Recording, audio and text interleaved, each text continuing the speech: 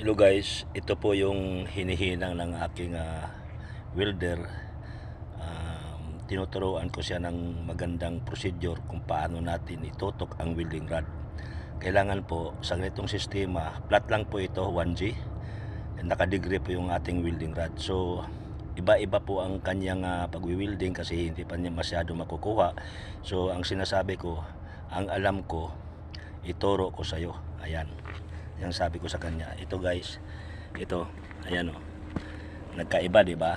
Hindi pa niya makontrol ang kanyang kamay. So, ayan po. Ayan guys, ayan. So, at least meron siyang malalaman. From India po ang aking tinuturuan. Ayan po. Ayan o. Pero okay na siya.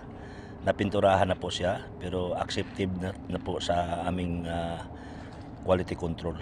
Ayan po. So yung itaas nito, mga insulator. Ayan. Ayan. Ayan. Ayan guys. Ayan po ang aking trabaho bilang ako ay isang pipe welder. So hindi ko na po nagagawa ang aking category bilang isang pipe welder. Dito na po ako nagpapabricate na lang po. Ayan po, maraming salamat guys. Please subscribe my channel.